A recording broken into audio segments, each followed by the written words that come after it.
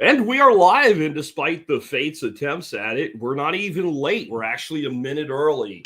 My guest, Stephen Lubka, has been with us before. This is a survival podcast episode, but it's also an episode of the Bitcoin Breakout. We're going to be talking about a lot of stuff today. And I actually got Steve's application to have him back on before some really interesting news that's come out.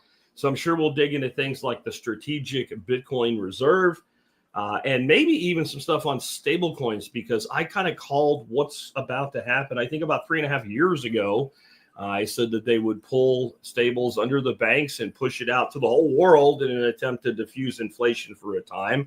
That seems to be on track as well. We've got a lot of other things we're going to be talking about today. Institutional strategies, more and more institutions getting involved. I'm sure we'll talk about things like BlackRock adding their own Bitcoin ETF to their model portfolio and a ton of other stuff, because Steve is just an awesome dude. We'll even probably talk about some things outside of the spaces of Bitcoin as well, because he's into a lot of other cool shit. So we'll have him on in just a minute. Before we do, let's go ahead and hear from our sponsors of the day. Sponsor today, number one today, is Start9 private servers. Kind of fits perfectly for today. I didn't do it on purpose, though. They just came up in the rotation for today. With Start9, you can run your own Bitcoin node. You can run your own Lightning node. You can also run like your own private messaging service. And you can have access to all your files from anywhere in the world across the Tor network. So everything is private and encrypted, and no one else can access your data or shut you out of it. If you think this is going to be one of those things that's really too technical, Jack, it's not really that hard. You plug it in, you follow the instructions, you install apps on your phone, and you configure those apps for most of it. There's a little bit of a learning curve with setting up a Lightning node and, balancing things on both sides of liquidity and all, but that's the case no matter where you do that. All the rest of this stuff is really super easy. And remember, Jesse Markowitz from the TSP community, you can hire him to help you set things up if you really feel that you need to. But I don't think that you will. Next up today is Canine Academy from Fortress Canine with Joel Riles. A lot of you guys own dogs. In fact, I would say probably the most popular animal in the whole TSP community is the dog. And dogs can be wonderful. Dogs can also be a problem if they're not properly trained. You get the dog to protect your animals and then they eat them, or they chase them around, or they jump on everybody. Hey, learn core obedience with Joel, and you'll be able to take your dog to any level you want after that. But it all starts with core obedience. Learn more at canineacademy.us. And with that brief intro, let's bring our special guest on, Stephen Lubka. Welcome back to the Survival Podcast and the Bitcoin Breakout. Always a pleasure, man. Happy to be here. Loved chatting with you last time. And, Bitcoin is a very kind industry to be in, because it always gives you something interesting to talk about. It does not move at slow speed, and so much has changed since we spoke last. A lot has changed, and there's been some real monetary policy shifts and institutional investment shifts. You want to kind of lead off with some of the stuff that's going on there? Yeah, so I think just to paint the picture, the story of the last year, 8 months, whatever you want to say, it's two things. It is the spot ETFs, which launched, and this is as far back as the early 2024 period. Yep. They ramped all year. And then you have the Trump election victory. You have the Trump administration, you have the strategic Bitcoin reserve, and you have all the other actions in regards to Bitcoin that this administration has taken. And I mean, these are just massive stories that each part of it will take years to play out on its own. That doesn't mean you don't see short-term impacts. It just means I don't even the ETF adoption story. We're not even halfway done, in my opinion. We're still relatively early in what has been the most successful ETF launch of all time. And, the only reason people aren't talking about that is just because something even more significant came over the top, which is the administration committing to a strategic Bitcoin reserve, which both exists today and conversation of future buys. We'll get into that topic, I'm sure. I've spoken to many people very close to the issue, and we have enormous confidence. Those buys are coming. There will be incremental purchases. There is almost no doubt that will happen. So just, I mean, so much has happened. And, you know, the net result of all these changes is just that it has really taken Bitcoin to the next level. It's just really been something that has, I think, leveled up Bitcoin in the eyes of so many. And, you know, a lot of people have, like, maybe we'll talk about this as well, but like, oh, well, you know, Bitcoin, it's freedom money, it's self-sovereign money. So why are we excited about, you know, oh, why is the government buying it, or these Yeah. ETFs or financial companies? And I understand that objection. But the thing most people, I think, should realize is that these events cause 100 times more people globally to look into Bitcoin, to own Bitcoin for themselves. They're huge adoption events that drive the average person to finally take a look at this thing. Yeah, agreed. And I do think there was kind of this flat fall after the strategic reserve announcement. And I'm interested in what your thoughts on why that's the case are. I think it's because, one, it was somewhat already priced in. Yep. I also think that the other part of it was that people expected like buying to happen right away. And they're like, well, we have all this Bitcoin. We basically stole from Ross Ulbricht and a few others. And we're going to just move it from one bucket where we could sell it to another bucket where we say not to sell it. But there was another piece to that EO, and it was that we will continue to buy. There's been members of the administration saying we're looking to buy a lot. And there was also this concept, though, of revenue neutral. In other words, if they would use some funds that were already there that were maybe saved from Doge activity or something. But I saw something I thought was actually a really cool idea. You know, we have millions of government employees running around spending money. Sure. And I don't mean on, you know, the transgendered opera in Ireland or whatever. I mean, like, on meals and things like that. Somebody said, wouldn't it be revenue neutral if we just made all of the government employees use a credit card that had Bitcoin back? And I was just wondering, like, how much Bitcoin could the U.S. government stack doing that? Because I do get crap from the libertarians in my audience and the anarchists in my audience. Because, like, you're rooting for government to steal money to buy Bitcoin. I'm like, man, government does what it does anyway. Like, this is, I look at this more like being a weatherman. Like, is it good for me if the government stacks Bitcoin? Yes. End of story. I'm not influencing their decisions or anything, but I do think that maybe the reason it fell flat is because there was no buy immediately with it. You nailed it. Yeah, there's maybe one other factor, but I think you nailed the big one. So why was there this drawdown after the SBR announcement? One, the version where they just hold the Bitcoin, that was priced in, right? So I'm not saying the SBR is priced in. I'm saying them not selling was priced in. So we got that. Okay, that hit expectations. But then what wasn't priced in is future buying. However, they didn't do any immediately. And now this is a really interesting topic. And what I will tell you is that the market does not believe they are going to buy right now. Okay. It does not. The average, if you went to Wall Street, if you went to Fidelity, if you went to like most of the money in the world, and you asked them, is the Trump administration going to buy more Bitcoin? Yes or no? 90% of people would tell you no. They don't believe it. That is completely wrong. I think they're not close to the issue. They don't have the facts. I think if they had the facts, it would be almost 100% the opposite way. There is a 90% chance they will buy Bitcoin, right? Yeah.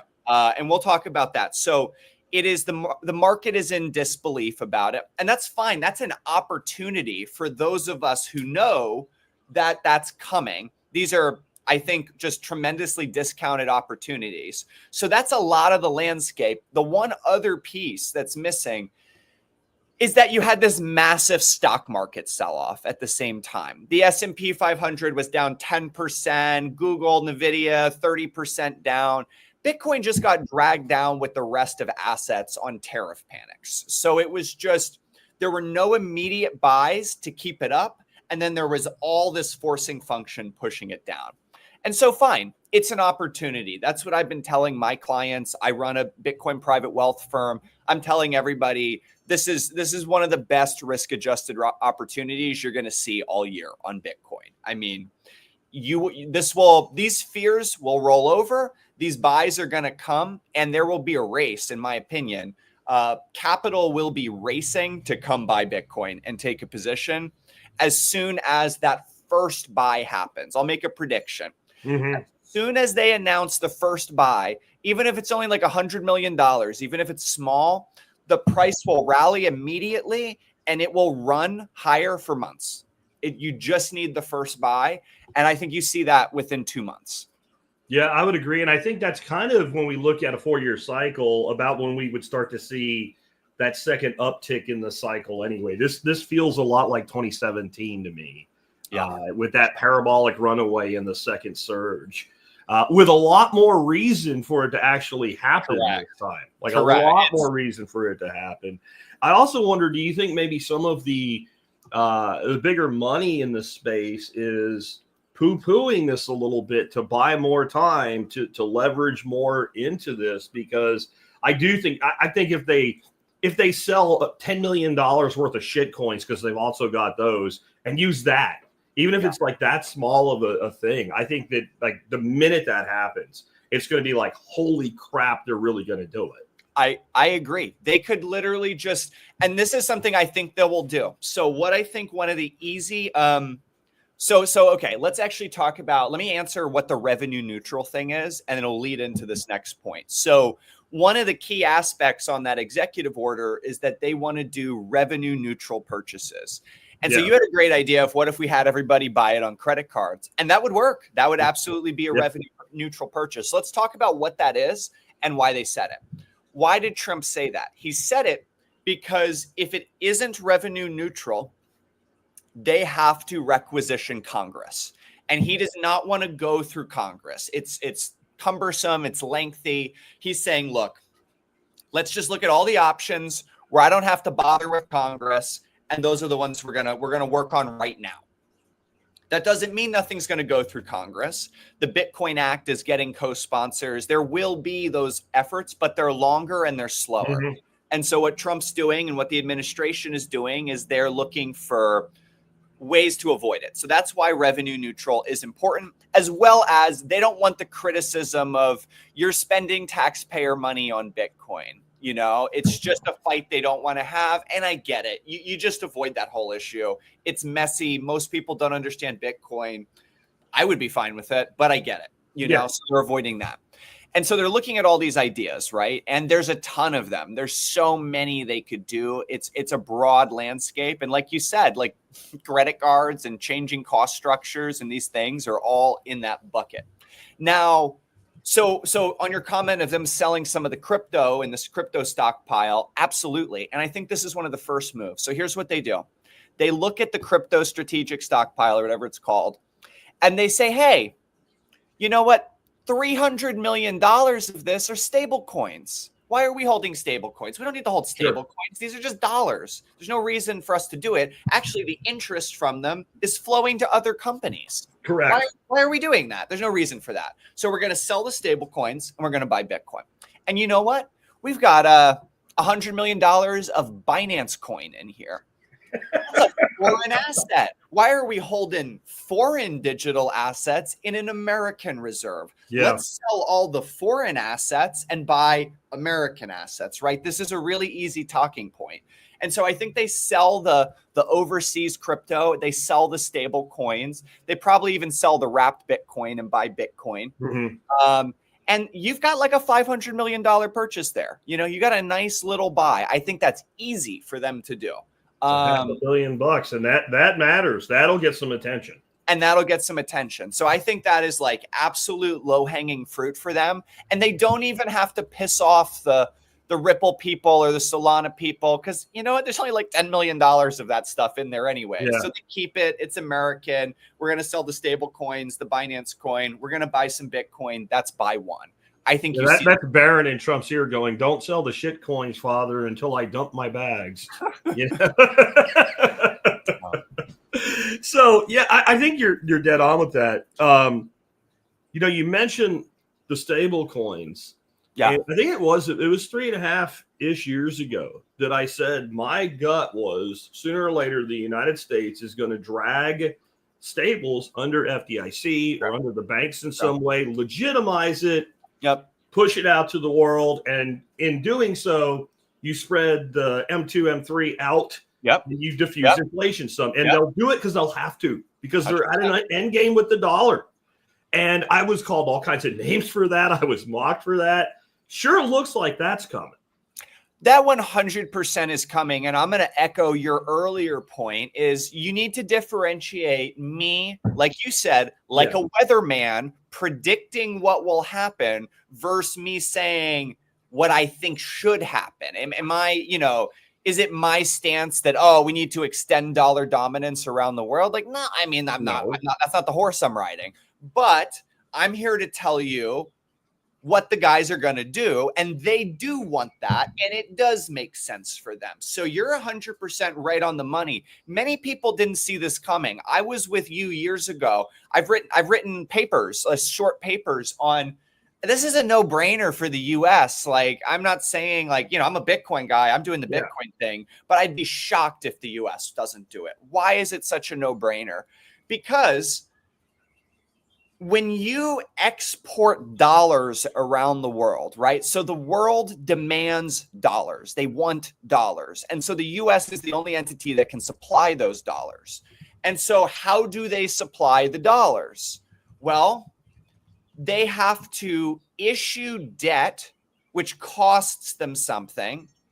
And then they have to, and that creates the dollars. They issue the dollars off that and they send them. Stable coins are this sort of alchemy that they've figured out where instead of taking that process, they get someone that basically buys the debt. They don't have to pay the interest to them, and they send dollars overseas. The dollars are really just treasuries. They're turning treasuries into dollars. Correct. They can't do that currently. It is a new function. And so the interest, they don't have to pay anybody on the stable coin, right? Like if they were to, you know, or that money recycles into the issuers, or that interest goes to Bank of America, or it goes to these like public-private entities, right? So it's a really elegant way for them to push dollar dominance around the world.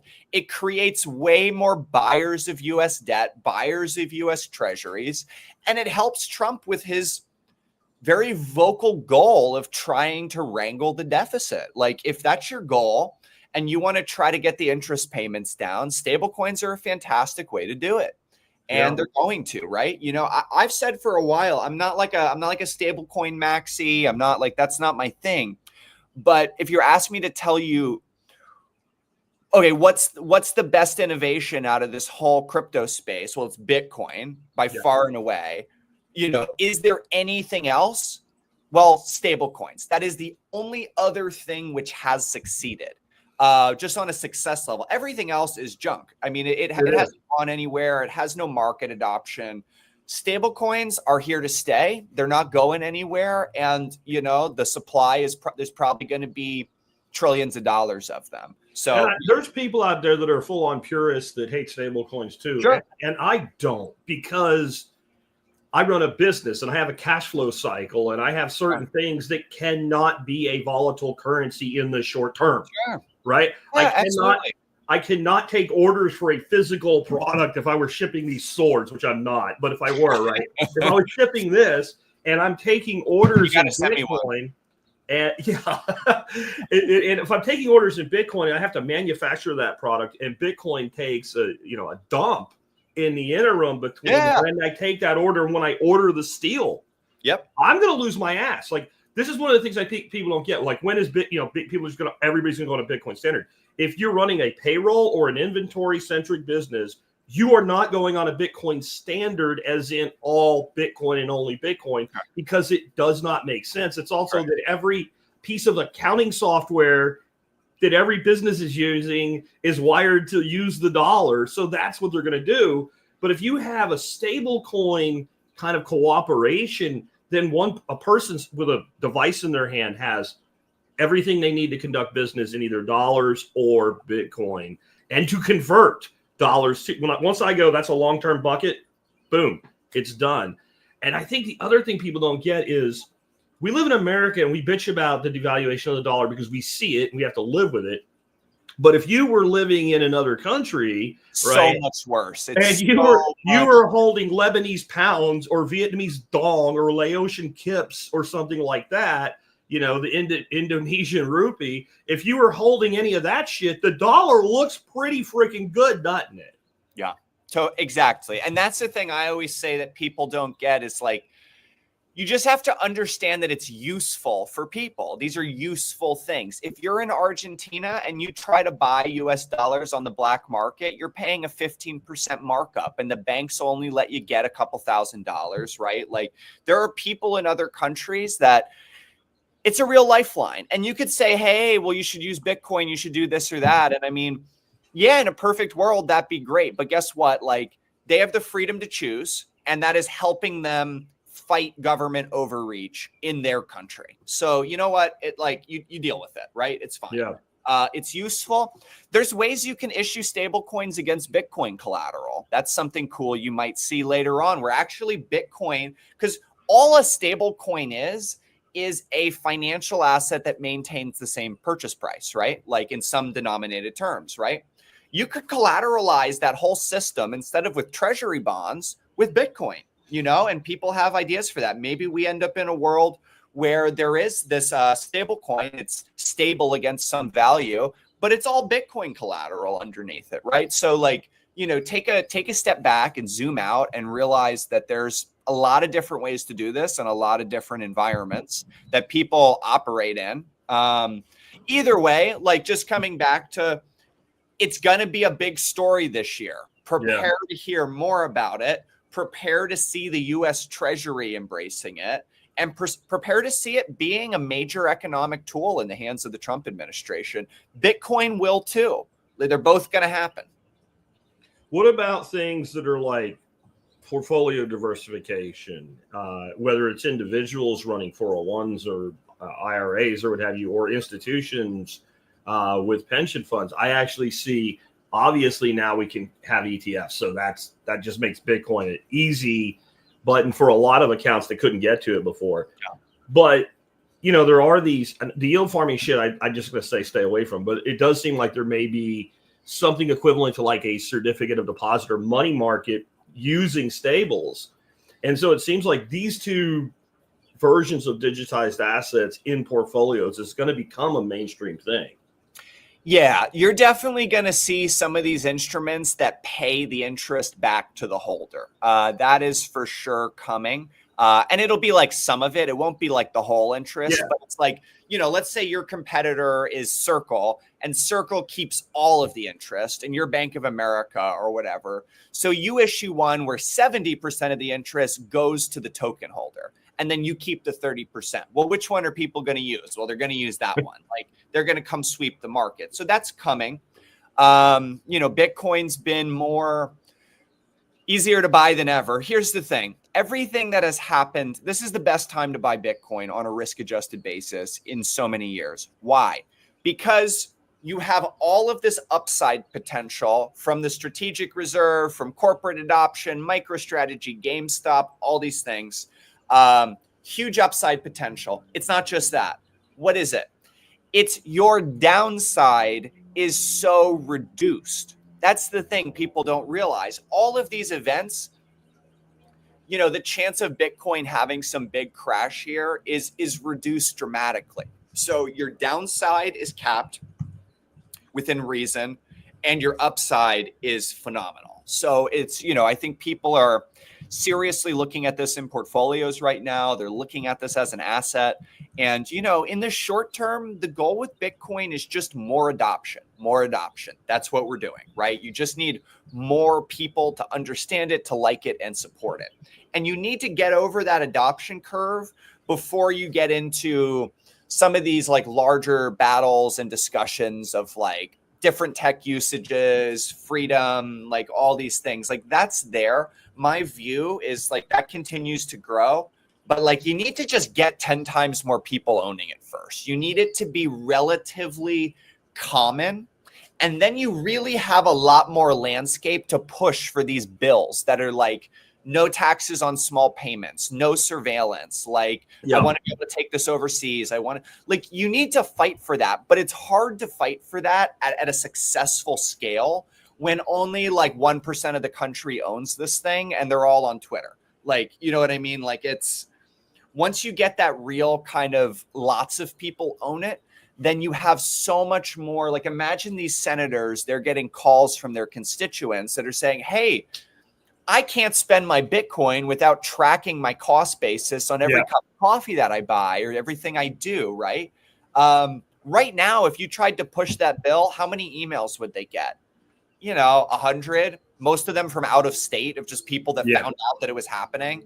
Imagine once, 20% of the population owns it, completely different story, right? So that's why, in this kind of period of Bitcoin adoption, I'm just focused on adoption. I'm just focused on more people owning it and understanding it to at least a basic degree. One thing I'll say that's changed is I still have the resistant group within the group, right? But they've stopped saying shit like it's going to go to zero. It's a scam. It's vaporware. It's backed by nothing. Like those things, there's the occasional eccentric boomer. Some has to scream about it, but Peter shit. Anyway, but that's kind of gone. Like, so now it's like they've accepted that it's a thing. It's going to be a thing that persists. Some still are holding the quantum bullshit. It's going to nuke Bitcoin or whatever. Not going to happen. But I still have a lot of people that won't buy a freaking single sat. Yeah, it drives me nuts. And I think part of it is bitterness. I've been on this train since 2013 telling people to stack. Yeah. And if you didn't do it for that long and you realize what it cost you, I think maybe there is like a sour grapes thing. And I'm wondering, how do we reach that demographic? How do we get those people to understand? Like, it's not, I think they think it's too late, right? Yeah, you bought Bitcoin when it's $300 and now it's $80,000 or whatever. Like, yeah, but everything you're saying now, people were saying then too, and it was more possible then than now. Now we are a much more stable world that we're in. Yeah, correct. No, that's right. I think there's a sense of just like, I missed it. It's hard to get in at this point. It's hard to do it. Here's the simple truth. If Americans invested 1% of their portfolios, if every American put 1% of their net worth in Bitcoin, it would trade around $1 million a coin. Yep. So yeah, maybe you're not going to make 1,000 times your money. Maybe you're not going to turn $100 into $1 million, but maybe you could turn $10,000 into $100,000 relatively easily. Or maybe you could turn $100,000 into $1 million, right? Yeah. A heck of a lot better than you're going to do in stocks or in gold. Yeah. Or, I mean, you can be upset that, hey, it could have been more. Sure, that's the case in life. It commonly is. I wish I put all my money into Bitcoin when I first discovered it. I would be enormously wealthier than I am today. Like, it could have been so much more. But guess what? Does that mean like I'm not going to buy it here in the high 80s? Of course not. I'm going to buy it here. I am buying it here. I have been buying it here. Just because I could have bought it at lower prices doesn't mean I'm not going to buy it here, because it's not about the past. It's about what do we think the future is going to hold. And my expectation for the future is that this thing can grow 10, 20, 30x in this decade, before 2030. So like, that's tremendous upside. And it's certainly more than I'm going to make buying an index fund. I mean, you look at something like a 10x gain, and people almost don't really get how huge that is anymore because it's happened so many times. But in the money management world, if you're doubling your client's money every 7 years, you're considered a success. Oh my goodness, yeah. So think about that. Just if you had a compounded growth rate of about 25% over 5 years. Yep. That's still going to blow away almost everything else in the market. And I think that's really tame right now. There's going to, and that's how I've noticed with Bitcoin. You have these explosive moments and then new floors are established, and then it kind of just trickles around and moves back and forth for a while. And then you have your big retraction, and then it all starts all over again. And it's almost like it's run like mathematically or something. Like there's a formula behind all of it that causes that.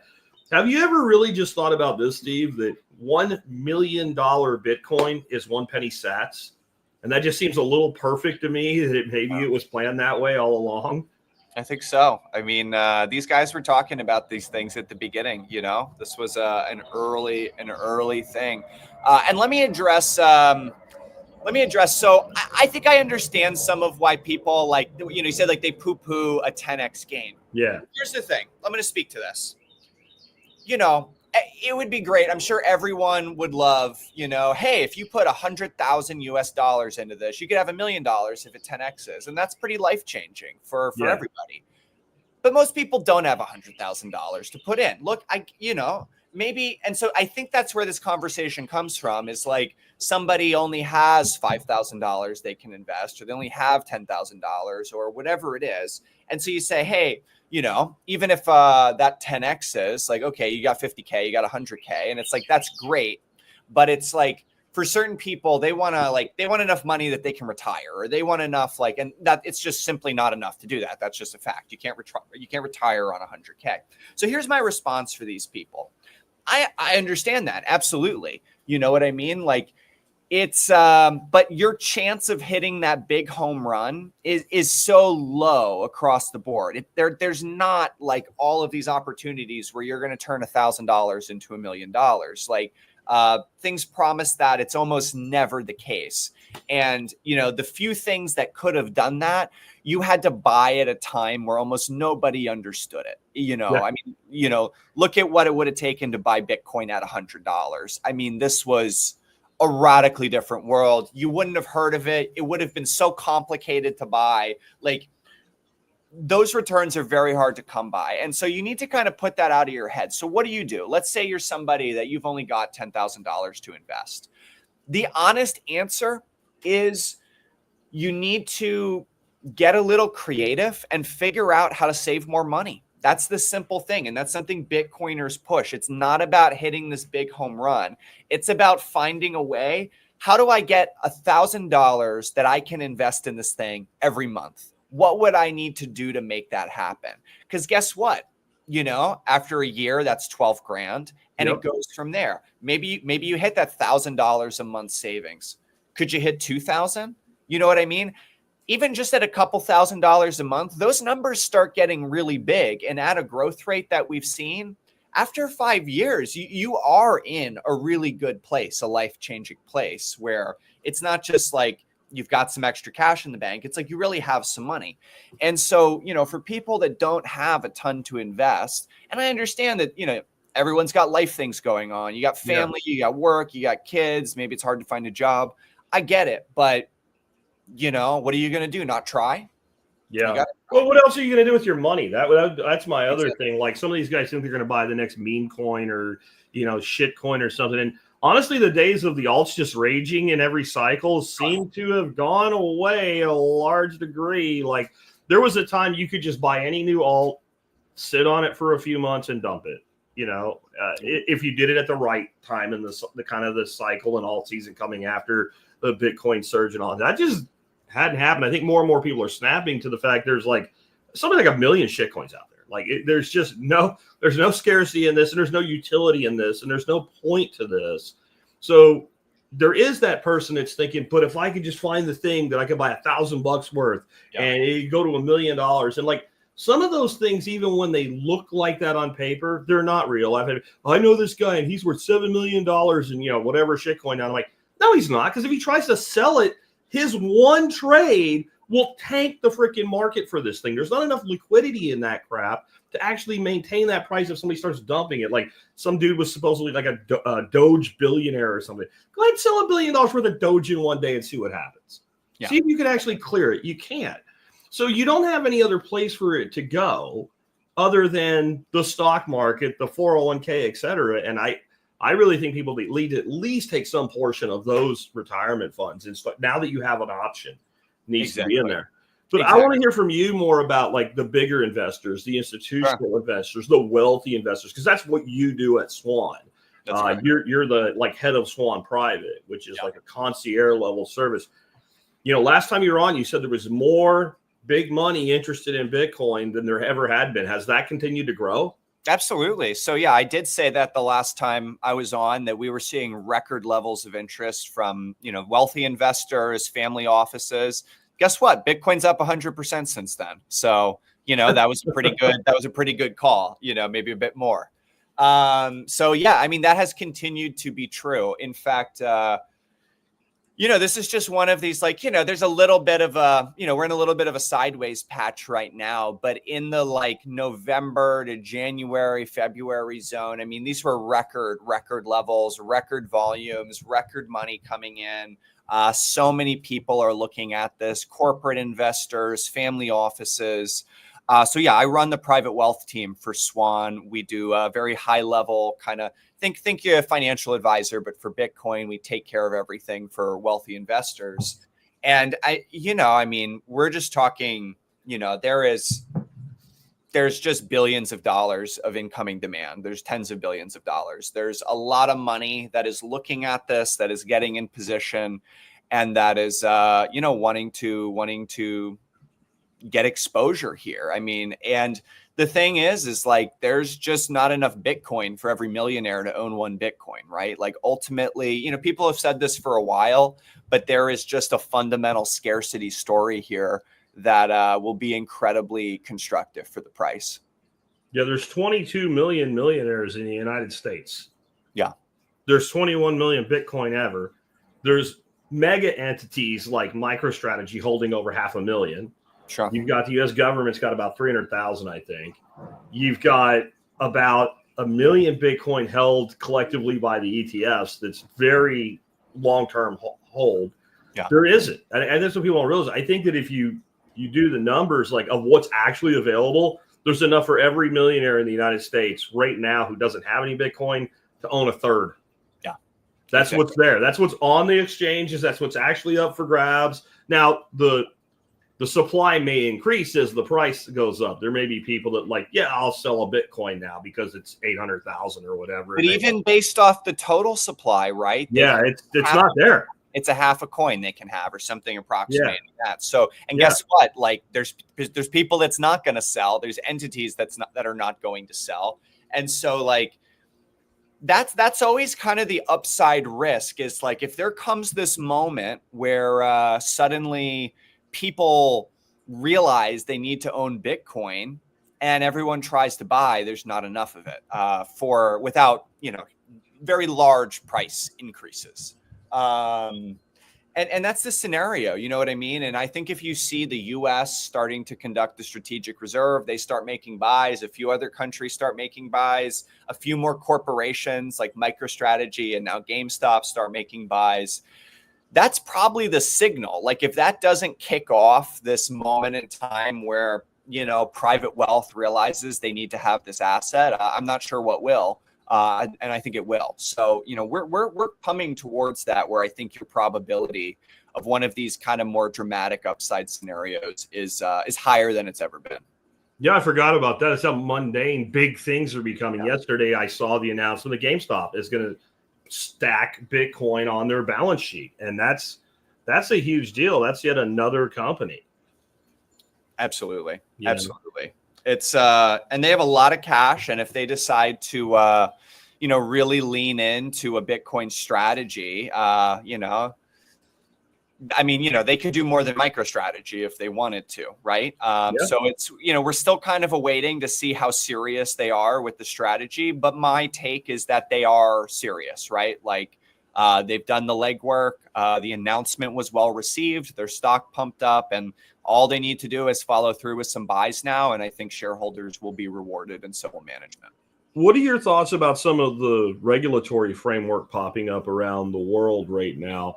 Both negative and positive. I mean, I keep hearing, China and Russia are going to sell oil to each other in Bitcoin, and I've heard that like a million times. And I've heard that so many years. You know what I mean? China's going to ban Bitcoin. China's going to mine all the Bitcoin. Pick one, right? But there are some things going around, and it's not all Bitcoin centric. Some of it, like any financial regulation, has a Bitcoin angle. Like the European Central Bank says they're flat out bringing out the digital euro, which is a CBDC. in October is their timeline on that. Now, whether they actually get it done or not, we'll see. But that's their intention. That's their publicly stated intention. And that's when you look at Europe as a whole instead of individual countries, one of the largest markets in the world. Sure. Right? Like that's a whole group of people now having every transaction traced, with the potential to have the European Central Bank just shut off their ability to spend money like that whenever they want to. And I do think maybe we overemphasize that threat because right now the government can totally shut down your bank account. But I guess at least we still have cash. And usually when you start having these digital currency conversations with the government, like eventually that is going to flush the cash out. So like, how do you think all this plays in the Bitcoin space? So I'm a little bit of a skeptic, right? So like these conversations have floated around for years. You know this as well as I do on the CBDCs, the digital systems, and even in China, it's still just a pilot program in a few provinces. It's not really used at scale, and they've been working on it for 8 years. So my take on the European thing, again, this is a test pilot.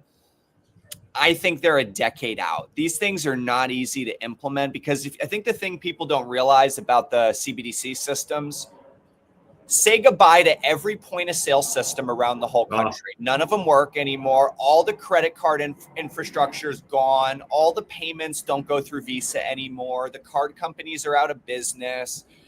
You're restructuring all the payroll systems, all the accounting systems. Everything needs to be overhauled. It's not just a question of like building the tech. So I'm not saying people can't do it, and I'm not saying governments won't make a push to do it, but I view it as a decade-long project. It's not something they can just snap their fingers and roll out, and they are not very far along, nor do I think they really have the talent to do it. If you actually look at the salaries that these countries are posting for their head of the CBDC program, it's like $100,000. And I know the industry. Yeah. There's no way you're getting like any of the top talent at those systems for that price. So I'm a skeptic. They would have to. I know game programmers making $500,000 a year.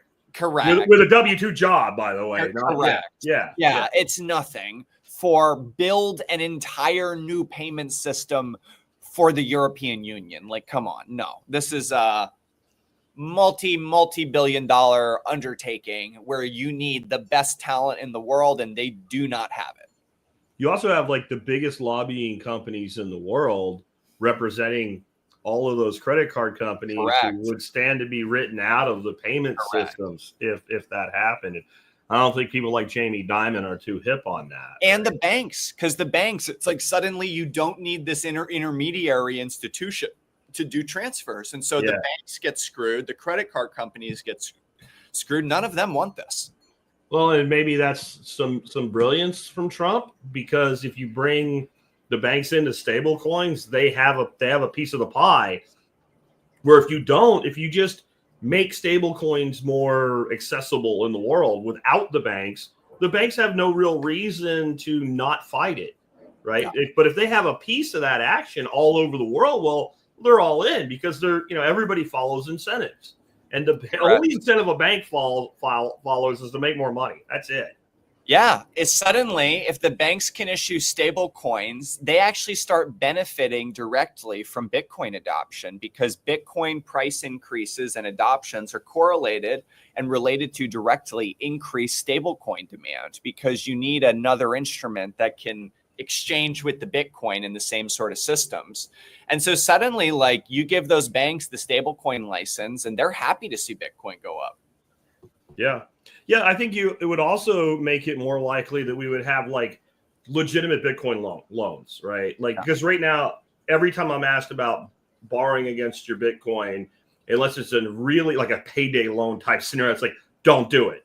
Like the Coinbase thing is something like an average interest rate of 9 to 22%. Sure. And it changes by the minute, and you have no idea how it's going to change. But take your time, pay it back whenever you want to. Like, no, but I do think that, like, when you look at Bitcoin as a form of collateral, especially if I lock it up in your bank somehow for the purpose of collateral, You have the most pristine, easily liquid collateral in the world. If I don't pay my bill, you already have my money. Correct. And you should see very low, like maybe not 2% loans or something, but like something akin to a decent interest rate on a mortgage against Bitcoin, because it's better collateral. Like, yeah, if I loan you money to buy a house, I don't know, maybe you're an asshole. Maybe you screw the house up. Maybe when I repossess it, it's full of cockroaches. Who knows?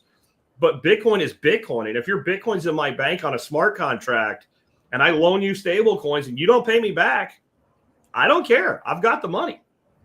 It's a sharp take. And few people understand this, that yes, even though the loans on Bitcoin today are, more expensive, they have a higher interest rate, that shouldn't be the case. They actually should be lower, because it's exactly what you said.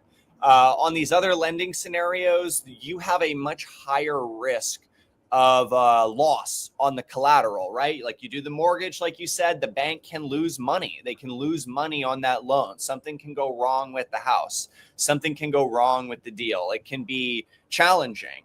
And so if a loan is, interest rates should be higher on loans which are more risky. And you're exactly right. These over collateralized Bitcoin loans are basically the least risky loans on the market, because all the money's there. It's just like, you have a margin call and you're good. I know companies that do them, they have never taken a loss on a loan. And so those interest rates, like, you should have companies that are willing to do those loans basically like a little above the overnight rate, right? Because ultimately there's an opportunity cost on the dollars. And that's the real thing. It's like, well, if I can make 5% lending my dollars over here, then even if it's super secure, maybe I don't want to lend it to you at 2%, right? Sure. But if the overnight lending rate is 4%, I think you should have banks that want to lend against Bitcoin collateral at 4.5% or 5%. You know what I mean? And if the rate goes down, then that goes down with it. And you damn sure want to borrow dollars against your Bitcoin. You don't want to have to pay back a Bitcoin loan in Bitcoin. We want those two worlds separate, which is where when Saylor kind of first came onto the scene and he started talking about this role for currency in the dollar and hard money in Bitcoin, there were a lot of people resistant to that. That resonated with me instantly. Sure. Again, and I think a big part of it is a lot of these people that are purists also don't run businesses. Like, if you ever made a payroll before, like I used to run a company, we made payroll weekly for 2,500 people. Like, you cannot introduce that volatility into that payroll scheme, and like, it always works out over time. Yeah, but you see, when I got a guy working in the Philippines who doesn't get paid on Thursday and he quits on me and I lose my contract, I can't do that. Exactly. And so as soon as you actually have to run either inventory or payroll, I think that duality model makes a lot of sense. Absolutely. Yeah.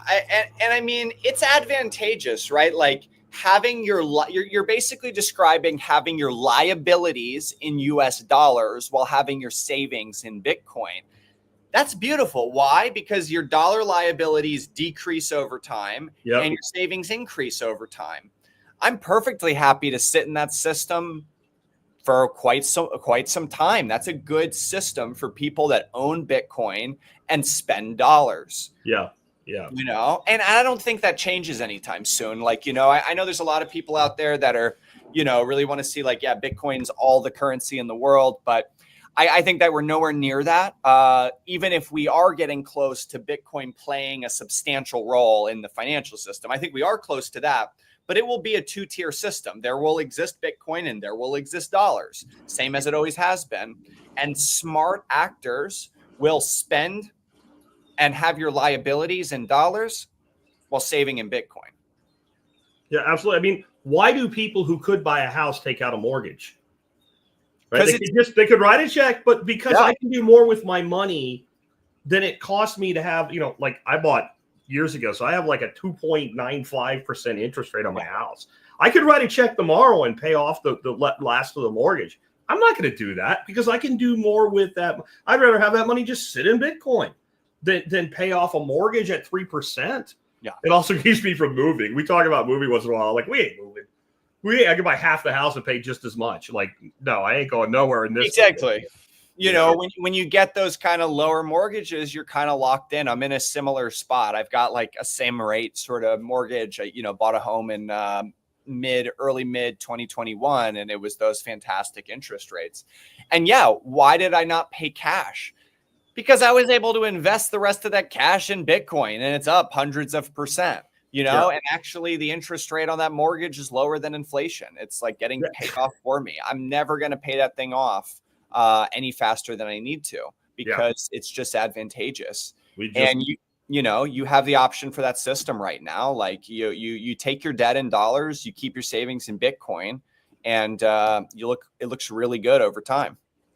Is there, as we go back more toward, you know, your wheelhouse of the higher net worth investor, is there a trend of investors seeking exposure? Like, yes, some are buying Bitcoin, but they're just in general looking for things other than stocks and bonds.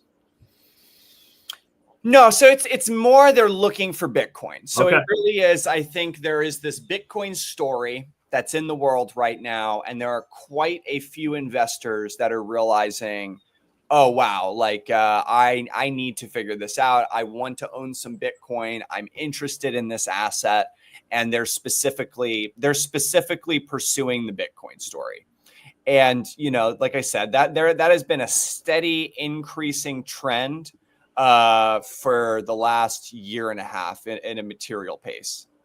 Yeah, I would guess that there's institutions overseas too that are looking at this, because, you know, we kind of talked about, like, if you're a peasant in Vietnam and you're earning and spending dong, it's not a great position to be in.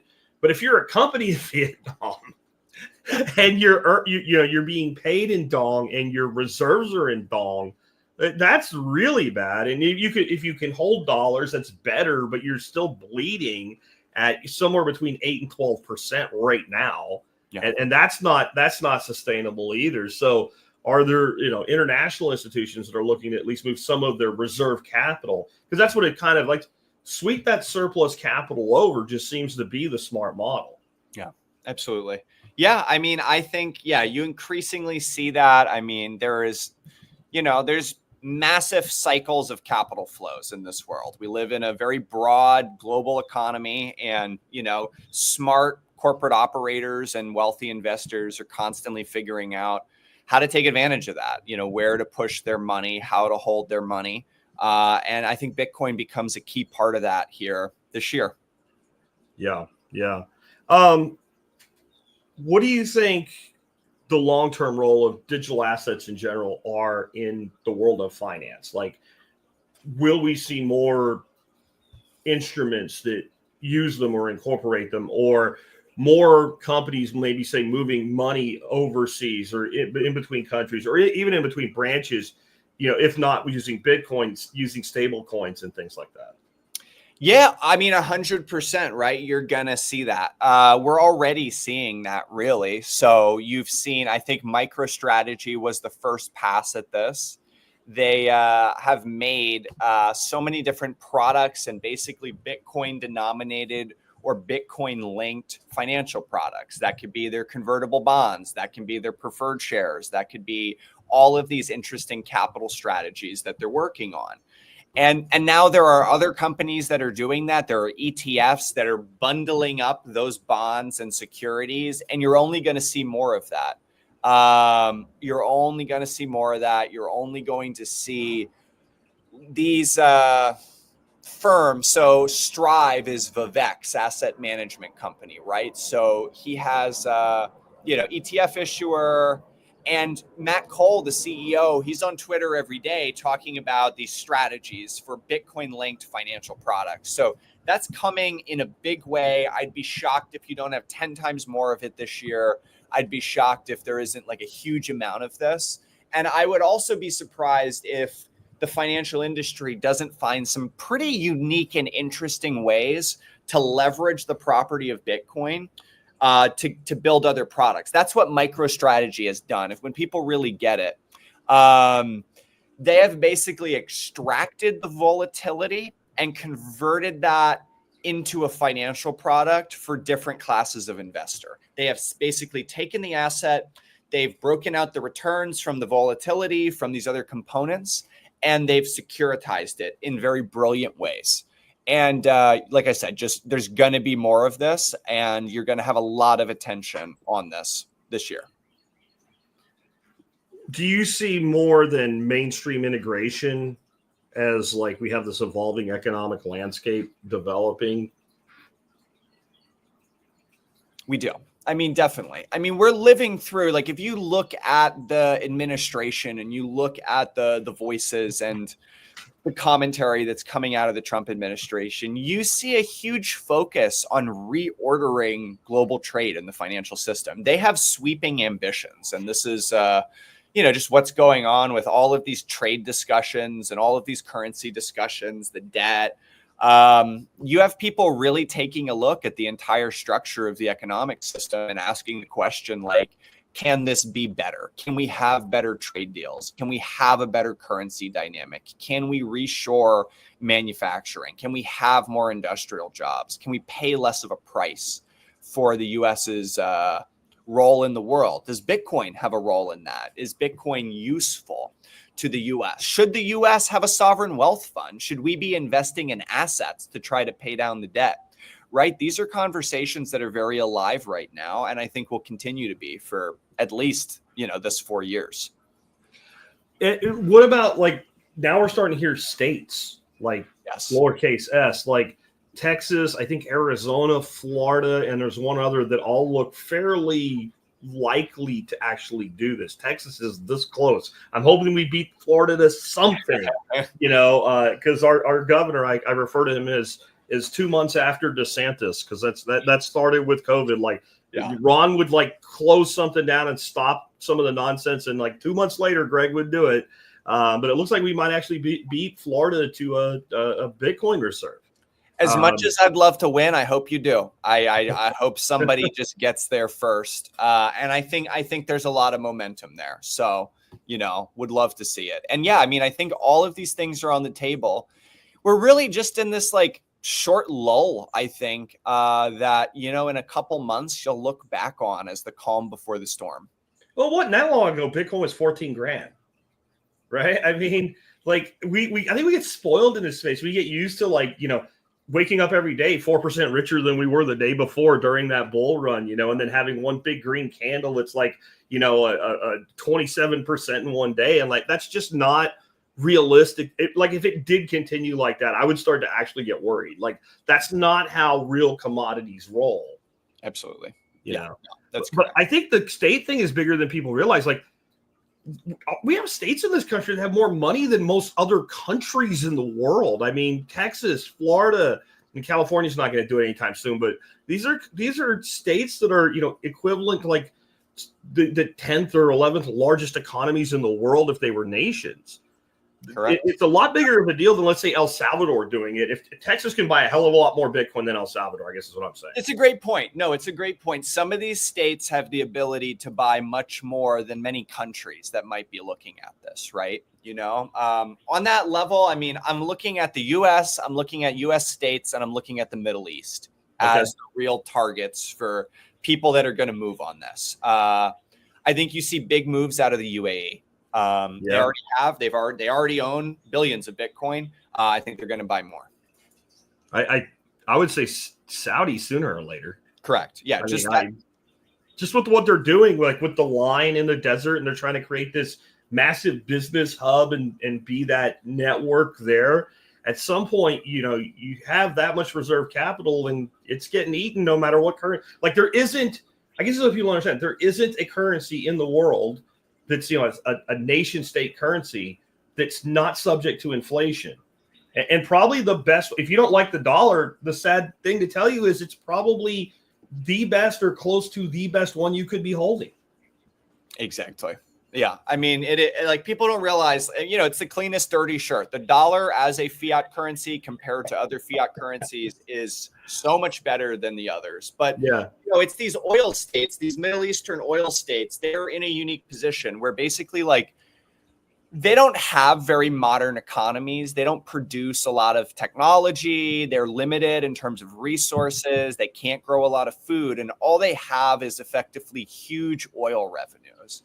And so what these countries realized is they needed to invest. They needed to take their economic surplus and they needed to make returns on that. That's something the US has never tried to do. And so they are very versed in the language of a sovereign wealth fund. And they are very versed in the idea that they need to take the money they make selling oil and they need to convert that into assets that yield a return.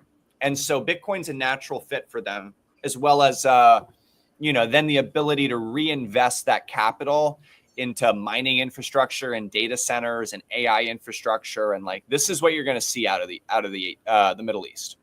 No, that makes sense. I mean, just the flare gas they probably have alone is insane. I started thinking about all these flare gas mining operations we have going on here in Texas, and what could I be doing in Saudi Arabia with that? It's also the case that a lot of these Middle Eastern countries are very much welfare states. A lot of that oil money is put in endowments and then used to pay out various forms of welfare. Maybe not things that people would directly recognize because they're government services, but that's welfare. Right. And, you have these countries as things keep changing with energy, and that's the only thing they have. Yeah. And then, they're holding a currency that they're self-inflating away the value of, and they have the, unfunded liabilities just like we do that they have got to be thinking to the future about, because when you take away welfare from people who have been receiving it for generations, they tend to get mad.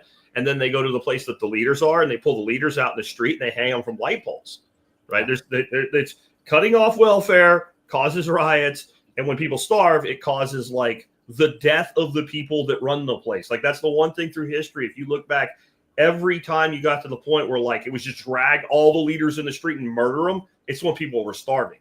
Sure. So that's something governments have learned. And in this case, it's all about money. That's how it will be sustained, because they don't, like you said, they don't have the resources anyway.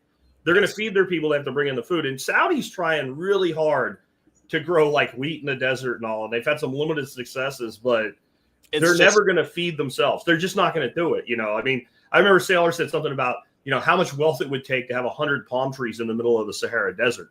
Yeah. And it's like $1 billion just to have 100 palm trees because there's no water there. You saw Dune, right? Yeah. When they're watering the palm trees, you know what I mean? It's this enormous riches. It's they're spending billions to, equivalently. It's just like water trees. No, that's right. And that's why they need to steward their capital intelligently. And, they're going to need to invest in digital technology. I mean, that's the thing. They need to own digital capital that can provide economic returns and values to those nations as oil revenue declines, which it will at some point. I'm not saying that's tomorrow, and I'm not saying, but it either runs out or you switch to a different energy technology, whatever that may be. It could be nuclear, it could be whatever. But like there will come a day, someday, where they need something else. And so they need to prepare for that transition ahead of time. And it's not just like a Bitcoin story. I think they're going to be huge investments in AI. I think that's a lifeline for them. I think they're going to have data centers they're going to run. They're going to do huge hosting facilities, start invest in their own technology. But like this is the play. They have to take a very different economic trajectory than a country like the US. Yeah, I would agree with that. Let's take some questions from the audience and get toward wrapping up here. Awesome. 229 Mix says, could you discuss UTXO management in Bitcoin dust and how to avoid it? And it's on you, Steve. I've done this one 1,000 times. Yeah. So let's keep this super simple, right? You do not want to have what is called UTXOs. These are just, I don't even want to explain what they are. You don't want to have these things that are too small. How do you get them small? It's when you do a withdrawal. It must be a withdrawal or a transaction that is only for like $10 or $50. Whatever you withdraw or transact with, you will then have a UTXO that is effectively that size. Basically, the issue is that over time, fees will go up.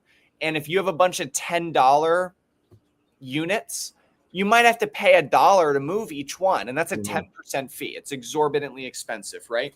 So how do you solve this simply? Do not withdraw from exchanges in $50 increments. So don't do it where like every time you've got $50 on Swan or Strike or Cash App or wherever, you withdraw it to your wallet. That's how you get small UTXOs. You need to wait until you've got $500, then you withdraw it. That's simple. As long as you don't withdraw, do these tiny buys and withdraw them each time, you're fine.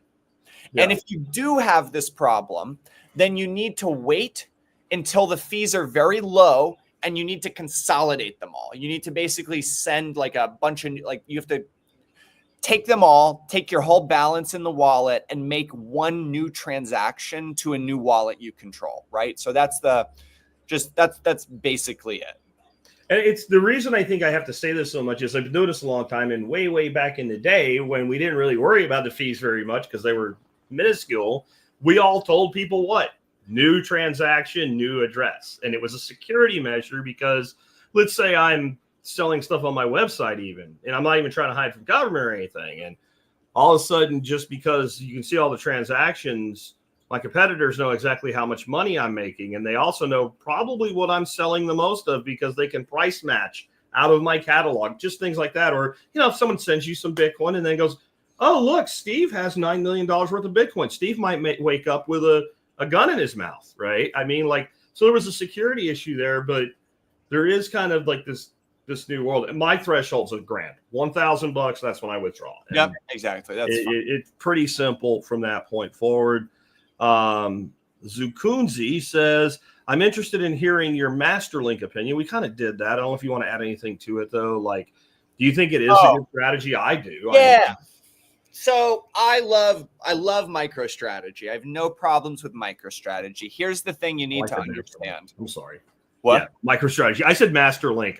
I used to work for a company called Masterlink, and sometimes I get it. Right. So MicroStrategy, think of it like this. That's not Michael Saylor owning 2.4% of the Bitcoin supply. That's 300,000 shareholders owning 2.4% of the Bitcoin supply. It's many people's Bitcoin. Yes, there's some additional component that he could take certain actions or the company could, but it's the same as the ETF. It's not that BlackRock has, so many, it's that millions of individual shareholders do. It's the same as you're gonna see custodial consolidation in these ways, right? Like that's just something that's going to happen. It's not really a vulnerability to the system. Obviously things can get a little weird at very extreme levels, but it's not going to happen. Yeah. MicroStrategy is not going to have 20% of the supply. So I think it's brilliant what he's done. I think it's been very beneficial for Bitcoin. I think other countries are going to do it. And I think it'll be great. Yeah. We got a question here on stable coins, and I think I know what Tommy's asking. What percentage of worldwide stable coins are USD? So there are stable coins like Euro and stuff like that. What's the dominance of the dollar in that? It's all USD, 99.x%. It's minuscule, these other currencies. Same guy says, what's the lowest interest rate currently available on a Bitcoin loan? Like I said, the Coinbase system's 9 to 22%, and it changes by the minute. So it's all bad. There's no good. I mean, 9 would be high for me if it was locked at 9.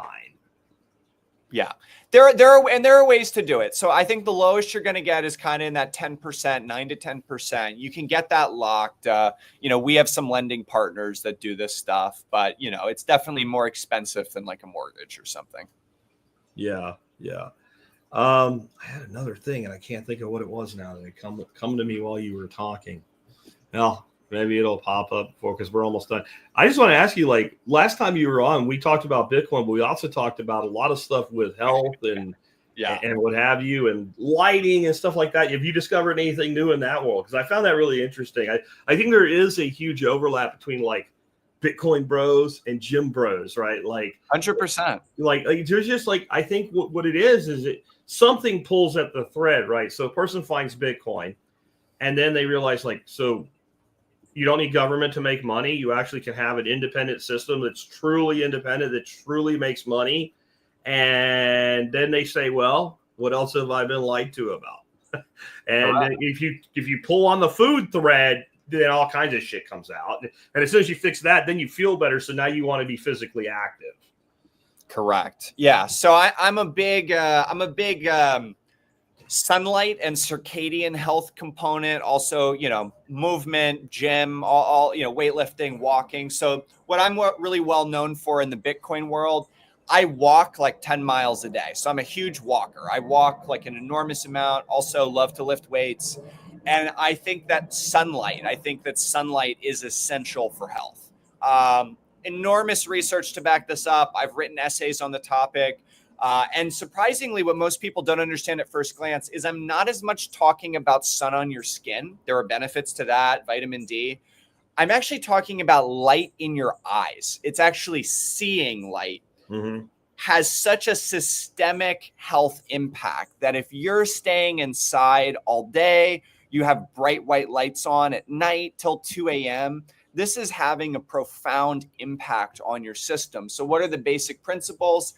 I think people know this one because the Huberman Labs has gotten very popular, but see the sunrise, see the sun when you first get up, get outside, no sunglasses, 20, 30 minutes. You need to see the light. It'll set your whole system for the day. Get as much as you can during the day.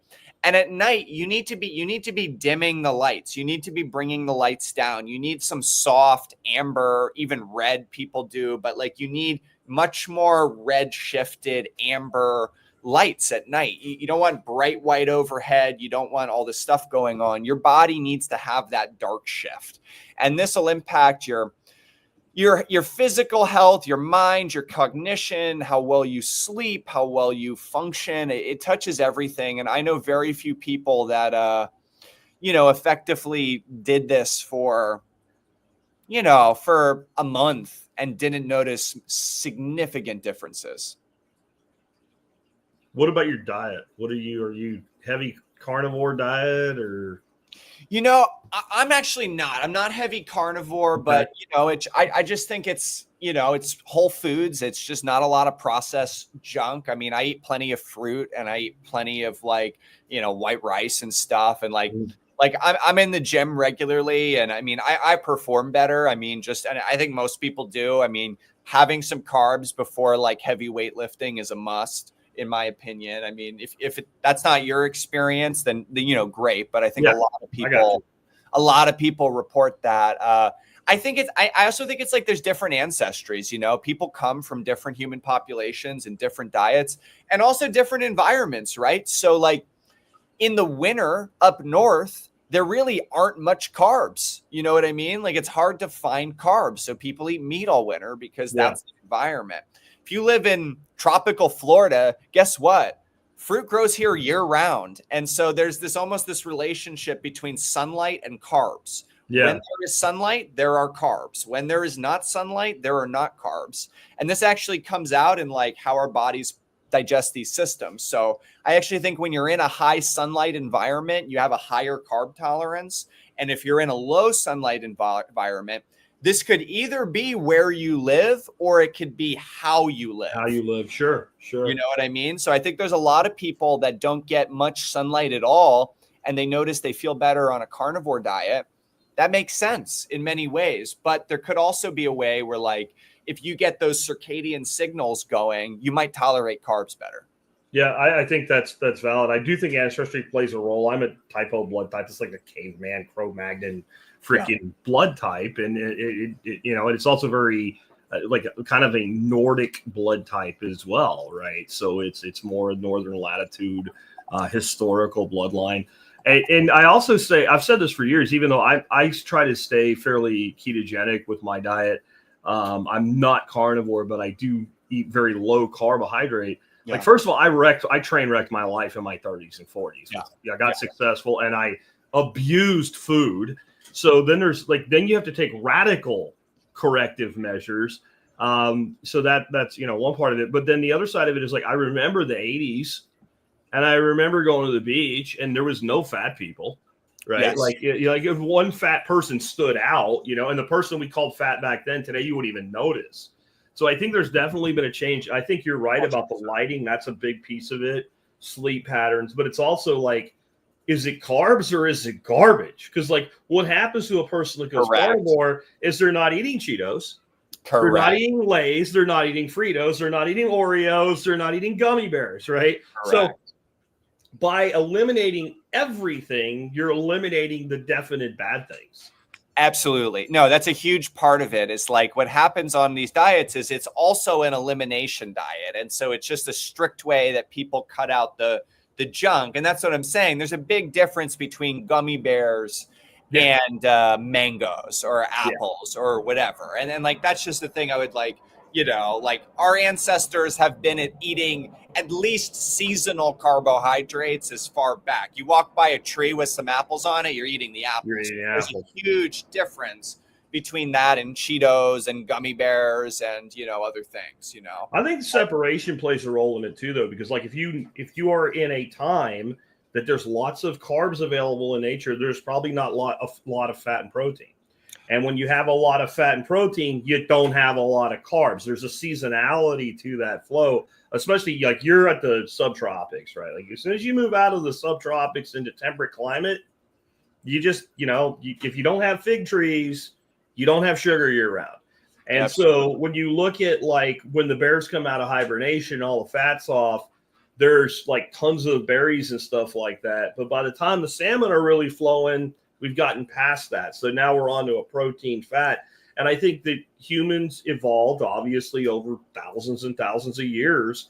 And I think we evolved in that kind of cycle. We also evolved in a cycle of not always having food, like actually going for periods of time and being hungry. That is a normal human condition. And that, you know, in the age of the Piggly Wiggly and the Kroger, that's not the case anymore. If you want gummy worms at 2 a.m. and you have money, you don't even have to leave the house. Somebody will bring it to you, right? So like we live in a different world from nature. And I think that's like the light thing is the same type of thing. We created this artificial environment.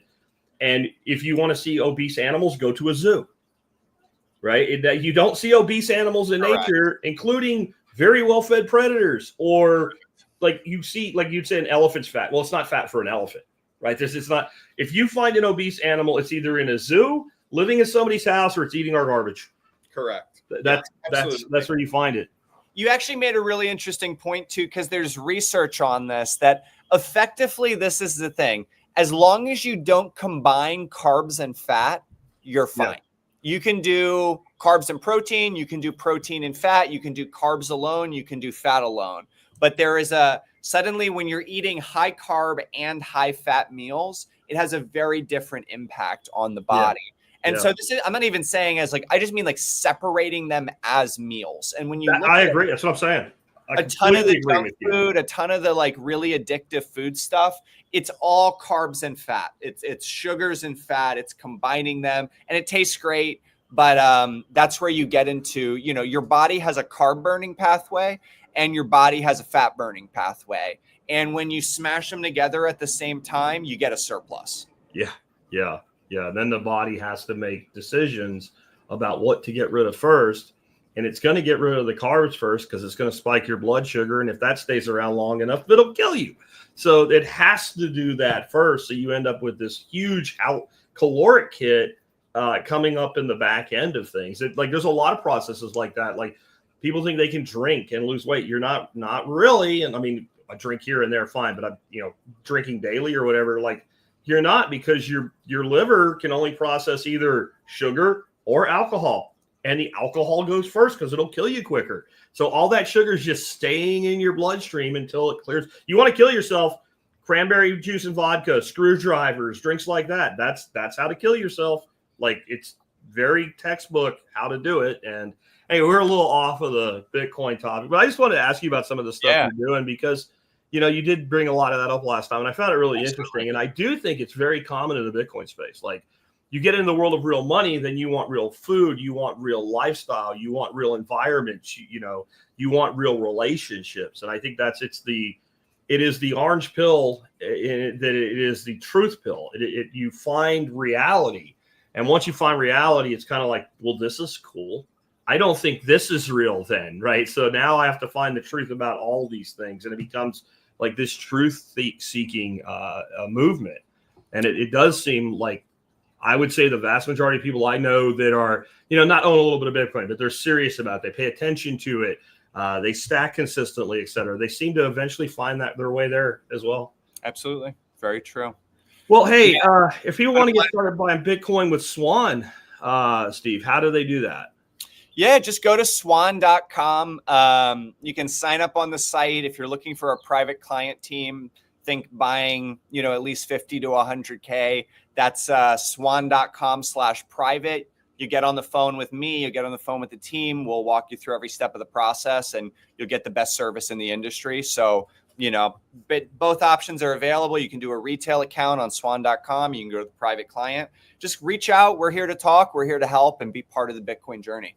And for the people that aren't the $50,000 and up client that are going to go on that retail side, can you give them minimum buys or what is the process like? Oh, yeah. I love what you guys do because you're going to even automate with for every time you hit $1,000, it'll just auto withdraw for you. I mean, you have some great tools. Oh, absolutely. Yeah. We have automated weekly purchases, as little as $10 a day. I think the minimum buy is like 10 or $20. So it's really a great and easy stacking platform. You sign up, it'll take 60 seconds. You can do one-time buys. You can do, hey, I want to buy $50 a week every week automatically from the bank account. Once that crosses $500, automatically withdraw it to my wallet. So it's got all there. It's a great suite of services. We got great content for our clients. So, feel free to just come on and check it out. Yeah. And one thing I love about Swan is you guys encourage self-custody. Not many exchanges seem to do that. And it seems like all the ones that do that, they have one commonality. They're all Bitcoin only. Correct. Funny that, right? Yeah. Very few crypto exchanges encourage self-custody. Do you think that at least some of the players in the shitcoin casinos maybe don't have enough to cover everything if everything was withdrawn on one day? Because I don't have any proof of that, but everything in my gut tells me that if everybody on shitcoin exchange XYZ just decided in one day I'm done and I want out, I don't know that there's enough to cover it. Yeah, I don't know. We'll see one day. You know what I mean? It's the thing is it's tricky with a lot of the crypto because there's usually a lot of issuance going on. That's the difference. It's banks can never run out of dollars because they make more of them. And I think that's the case with a lot of these crypto things. With Bitcoin, the supply is fixed. So it's much more sensitive. With some of these coins, that might not be the case. Yeah. Yeah, I don't know that they would be short on Bitcoin because what they could do is, they take shitcoin casino coin that is their own coin and they can issue and sell enough of it to cover the spread, even if they didn't have it immediately. I would say that's potential. But I just say this to everybody: if you self-custody, you don't care about this. It's really, really simple. If you self-custody, you're not worried about whether or not you can get your stuff off the exchange. And I'll just say real quick here as we end with that, don't get all wound up. Like we talked about not withdrawing small amounts. Don't get all wound up. You have $200 on Coinbase or even Swan or Strike or whoever. That's not what we mean. We're talking about people have, significant holdings, 10, 20, 50, $100,000. And it's all sitting on an exchange somewhere. And at least with Swan, if I have a problem, I can contact you and somebody will talk to me. Try using Coinbase customer service. I don't know that there actually is a customer service there. I don't want to just dog shit on somebody, but really the number of people I've heard from, I have a, transaction pending for 3 days that won't come out or whatever. And I've never had that problem using them, but I know it's happened to other people. And well, what happened when you contacted customer service? And the response is nothing, so I will tell you guys, if you use Swan, you're not going to have that problem. There's real people there that really care about you as a customer. So, hey, Steven, I know we got preempted once before, but we got this done. Thanks for coming on the show again. Oh, thank you for having me, man. It's a pleasure to be on. Always is. And great talking with all you guys. Thanks, man.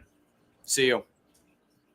All right, guys, real quick before we wrap up, I want to remind you one of the ways you can help support this show and the work that we do is do your online shopping where tspaz.com, that's TSPAZ, tspaz.com. You do that, you'll help us out no matter what you eventually buy.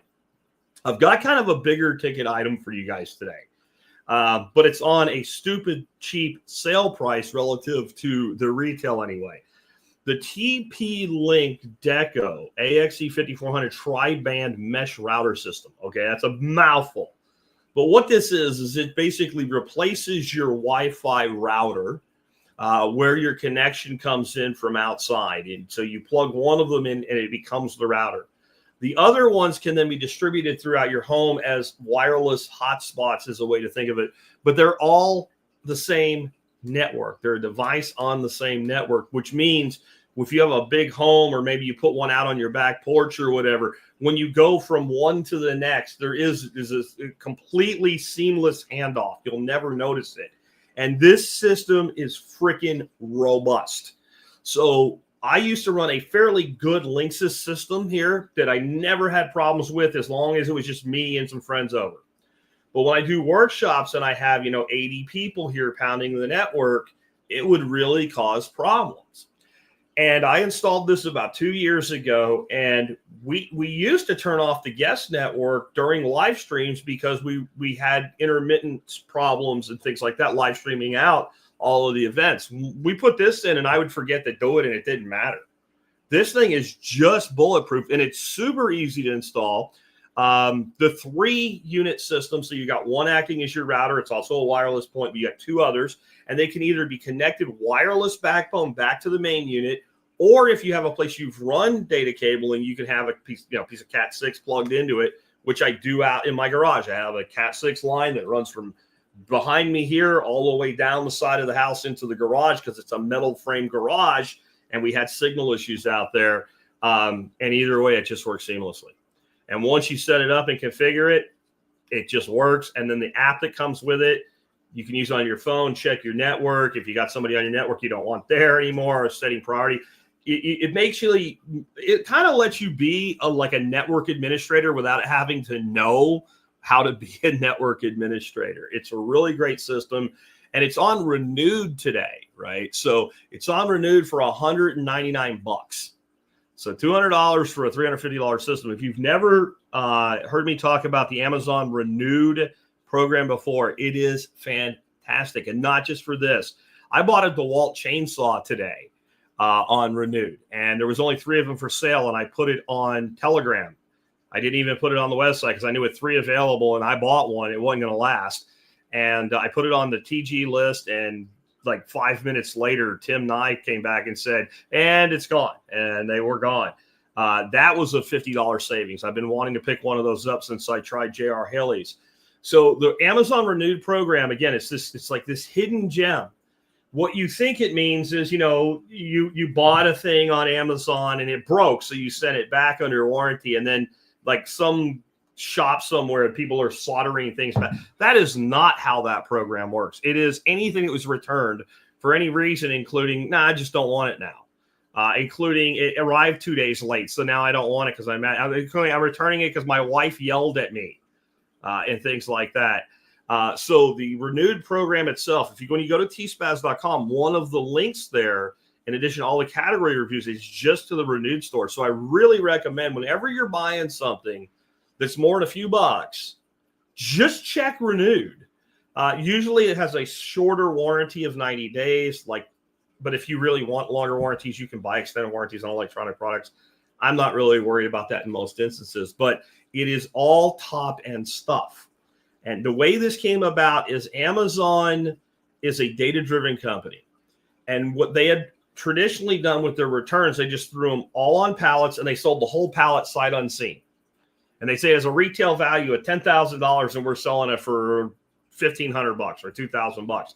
And people would buy it and then they would go resell that stuff. And it was kind of a gamble because you didn't know what you're going to get or what condition it was in, but they'd sell it on eBay. They'd sell it on Craigslist. They'd sell it in Facebook Marketplace. Some people are shop owners, put it in their own shop. But the number one thing people did with it, they put it right back on Amazon as a third-party vendor as a used product. Well, Amazon analyzed this. They figured out the stuff that always sells well.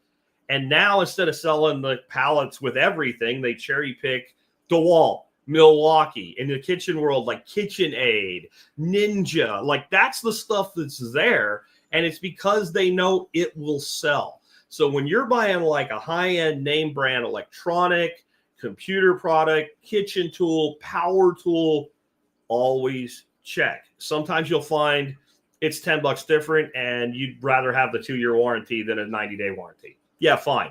When you start looking $50 here, $100 there, some of you were thinking, where am I going to get some money? Where am I going to get some money to buy all this Bitcoin from? Start by saving money, and then maybe you'll have some more money to spend. 229 Mix says, do you have a TSPAZ link direct to Renew? tspaz.com. Go there, scroll down. You'll see a link to Vivor. You'll see a link to Amazon. Just use those links. You'll see the Amazon Renewed store. You'll see the Amazon outlet. And one other thing, I just don't remember what it is right now.